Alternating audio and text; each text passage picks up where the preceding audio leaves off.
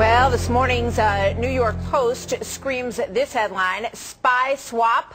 And you can take a look at this picture. That picture is a scantily clad Anna Chapman. And they're saying, please, can we keep her? But she's said to be part of this swap deal between the two former Cold War enemies. And we are getting some brand new video also of this Russian prison in Moscow. That's expected to be the central holding cell where people convicted of espionage for the West are kept. But exactly how do you pull this off? How do you swap these spies? And is this really the best way to handle the suspected spies just recently arrested here in the U.S.? I'm joined by Charles Pinck, who is a partner at the Georgetown Group, a firm that specializes in corporate investigations, and he has a long history of following the intelligence world. Charles, welcome. Good to have you here this morning. Thank you.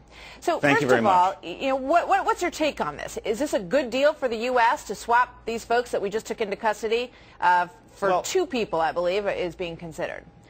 I'm not opposed to a swap in principle. My concern is that it has to be a fair swap. I understand the political, diplomatic, and even intelligence imperatives for such a swap, which dates back to the Cold War when the U.S. and Russians traded lots of spies. But my concern lies in the fact that I read a report today that suggested a U.S. official, speaking anonymously, said this would not be a fair swap.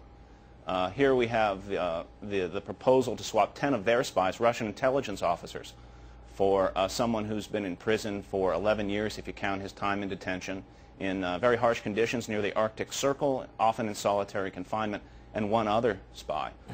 And the 10 Russians who've been arrested have been in jail for a week or less. Yeah, you were saying also to hold on to them a little bit longer, right? See if they have any more information for us? Is that the idea? Well, exactly. I mean, the FBI has invested 10 years investigating these people at enormous cost and a lot of labor. And I'm sure there's some people at the Bureau who are unhappy about the fact that they're about to be released so quickly. Another interesting report that I read today said that the Russians were the ones really pushing the swap. And that tells me that they want to get these people back very quickly before they start to talk. And now, why I've also do you heard think that would be? Well, they don't want, obviously, them to divulge secrets to us. Yeah. I mean, that's the reason, frankly, that both the United States and Russia don't want to take this case to court, because then both our tradecraft secrets might become public. And I think both sides would avoid that. There's also, when you go into court, anything can happen. And I think there's legitimate concern about that. Look at the recent APAC case where charges were dismissed against officials who were charged with espionage. I'd also like to make a... Go ahead. No, I wanted to make sort of a broader point, because when these issues bubble up, it also reveals, I think, Americans' kind of unease with intelligence work. And I think this is sort of a recent development in our history. Truth is, a spy, frankly, saved the American Republic. A spy by the name of Hercules Mulligan during the Revolutionary War was a spy for General Washington. He was a tailor in New York City who made uniforms for British officers, and among other things, he uncovered a plot to assassinate General Washington.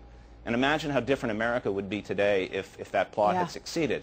In the Civil War, of course, we had Alan Pinkerton, who worked for President Lincoln. And then in World War II, of course, the Office of Strategic Services under the legendary General William J. Donovan. So we know how to do this. But I often feel that much like the military has lived in the shadow of Vietnam since the 1970s, so too our intelligence community has lived in the shadow of the scandals of the 1970s and the Church and Pike committees, which I think did a great deal of damage to the intelligence community that it's never truly recovered from. Your points are well taken, sir. And let me ask you this before I let you go. How does this swap actually work? And, there's also reports this morning that a couple of these people say, well, I really don't want to leave the United States. My wife is here, my children are here. Haven't they sort of lost their ability to argue that at this point? Well, that's certainly going to complicate matters. I mean, there are a lot of details that need to be worked out about those things. Let me make one final point. And the imperative to swap spies stems from our desire to get our people back. And that point was driven home to me when I had the privilege of attending a screening at CIA headquarters a couple weeks ago of a film about Richard Fecteau and John Downey.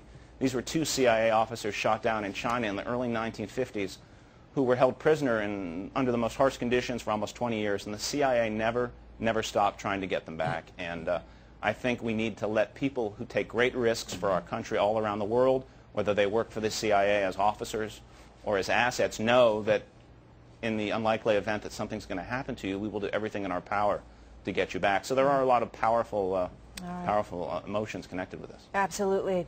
Thank you, sir. Charles Pinck joining us from Washington today. Good to have you. Thank you very much.